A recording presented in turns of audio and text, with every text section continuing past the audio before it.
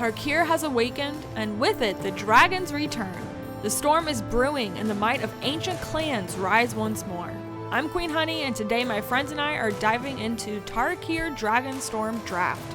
Will we command the fury of the skies, or will the dragons consume us in their flames? Powerful spells, fierce battles, and epic moments await. Let's see who rises to the top in this legendary showdown.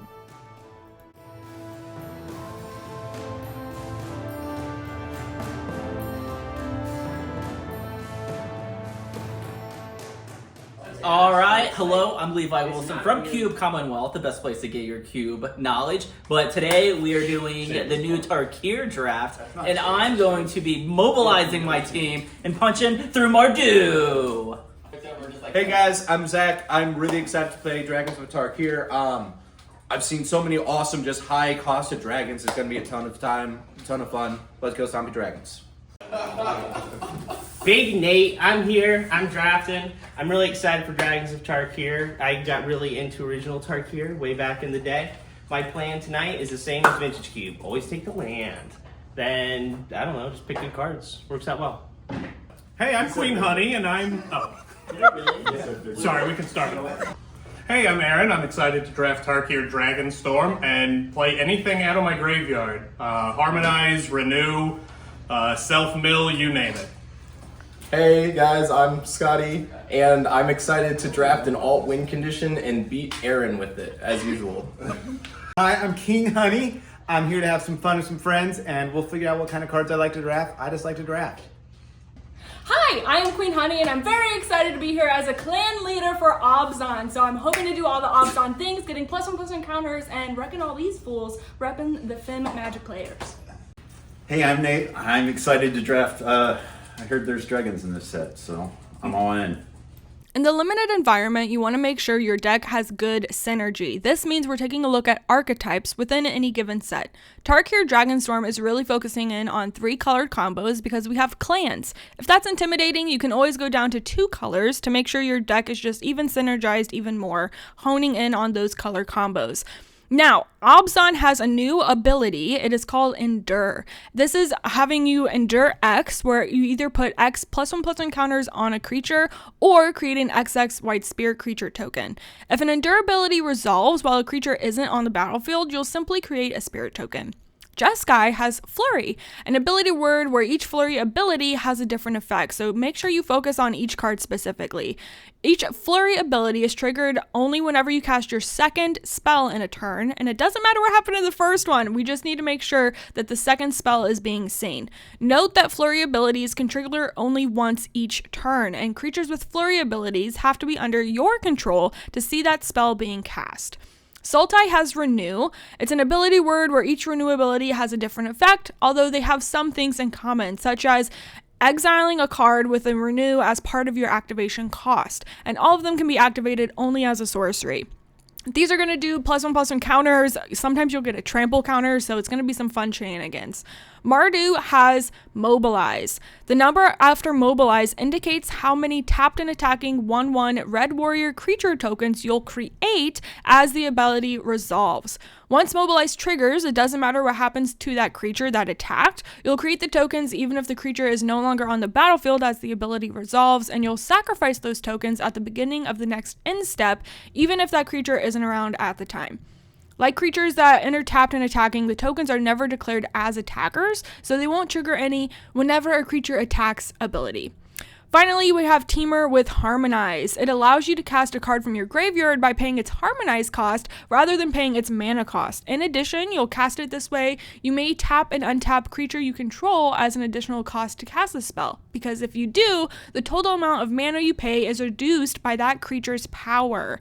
The cost reduction applies only to the generic mana and the cost, so even if you tap a creature with power 15, you'll still play, say, a forest to cast Roamer's Routine from your graveyard. We gotta pay those colors, guys. Now, one last thing, there is a Behold ability.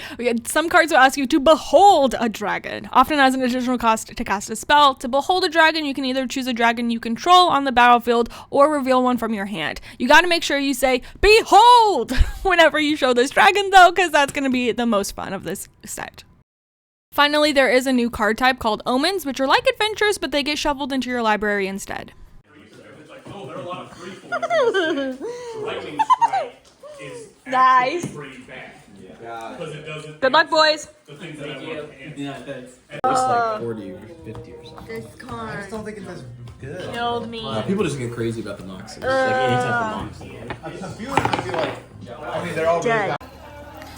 Well, I am sorry to say that not only did I let Obzon down because I drafted Team Sultai, Clan Sultai, but I am not doing well. I went 0-2 my first game. Boros Flyers that does 20 damage turn 4 was crazy. So, anyways, I'm having a great time. Let's go get it. Now, one last thing to keep in mind while drafting is you want to make sure you are focusing on your mana curve. This means that the mana value ranging from 1 to the giant 10 costing, I don't know, crazy dragon. There needs to be a balance, because if you are having only 1 drops, you're going to run out of steam. And if you're having giant 6+ costing creatures, then you're not going to be able to have anything in the front end of the game, and you're going to probably die to combat damage. So we want to make sure our mana curve is stacked appropriately, focusing on a middle range of 2 to 3 costing spells the most. You can have some higher end creatures because we do need some crazy spells to help us win out the game at the end. But you want some 1 drops as well, because we need to make sure that it's balanced, right? So make sure you're focusing on mana curve as well. All right, one last thing. Evasion is everywhere. Flying is all over the place because these are dragons. So removal is just as important as ever, if not more so. But you want to make sure that you not only have removal in your deck, but you're saving it to play at the right time. Just because it's the only thing that you can play early on in the game doesn't mean that's the right opportunity. These big scary creatures are going to be coming out at you late game, so make sure you hold on to that removal for the right moment. But this is your reminder. Removal is important. You need it. Gotta have it. The night is coming to a close, and here we have Levi Wilson from Cube Commonwealth and the one and only King Honey. They are our victors who are 2-0 respectively at the moment, so they are duking it out to see who will win this Tarkir Dragonstorm draft with the perfect 3-0 record. Lil Milo Puppy's getting on the action. Hopefully it'll be a good match. Usually when you need to determine who's going to go first, people will just take 2d6s, roll for high, and then whoever has high score gets to choose if they go first, and so on. Not here. No, we are doing a push-up challenge. So we have Levi from Cube Commonwealth and King Honey doing a push-up challenge to see who can do the most push-ups, and that person will get to go first on our final match 3. It's going to be a great time. So far, it's been a really fun draft. Very excited for Tarkir Dragonstorm. It just feels like OG Magic. We got the original lore, some really cool art treatments, so very excited there. Milo Puppy Dog is rooting them on. Something else we do in our play group, instead of doing takesies backsies, you could do 1 per game hot shot take back. If you take a shot of hot sauce, you are able to take that turn back. The stack is important. We need to make sure we're focusing on our triggers, so we don't do takesies backsies to see if you are able to figure out that play again in our play group. Instead, you gotta do a hot shot take back. So I'd love to hear in the comments what you are doing with your play group for some fun shenanigans as well. We did not do that on this draft, but this was a fun way to determine who got to go first for our final match, turn 3. And we have a winner! King Honey with that final score there, getting to go first on the final 3 matchup. Really exciting here. Overall, it was a really fun time. I hope everyone had a great time, and let's just go ahead and hear from everybody how their games went and what some cards that they played that had a really good fun turn. All right, so I ended up going 0-3, but I had a great time. I jinxed myself at the beginning by saying I was going to go 0-3, so I think that's what happened. I also went Sultai instead of Obzon, so I definitely let my team down. However, my cards that I was really excited for, this first one is a Sinkhole Surveyor. It is so good. It always got countered or taken off the board right away. So not until the very last game, game 3 of my match 3, did I actually get to play this thing, and it was great. My for funsies card is Whirlwing Stormbrood. This is a really cool card. It's got a lot of new stuff on there. It's an omen, which is really fun. It has +1 counters, which I love to do. That really helped me out putting it on my flyers. Getting trample on things is also cool, so the counters actually are really good. But then the other one, dragon and sorcery spells I play have flash, which is awesome. So I had a lot of fun.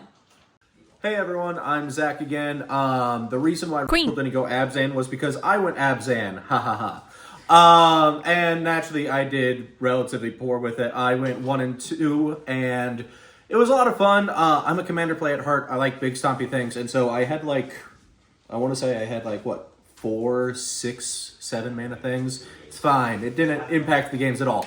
But in part because of that, I have 2 cards that I really want to talk to you guys about. Armament Dragon was not the reason I went Abzan, but not Abzan. Anyways, this color combination. But this actually won me one of my games, and it was a lot of fun to just put counters on things and be able to swing in for the win. And then this card, Baron Steep Siege, was a ton of fun. Both times that I played it, it didn't end up winning me the game, in part because I misplayed, but it was fun to just see all my creatures get bigger, tick by tick, every single turn. And yeah. Tons of fun. Highly recommend.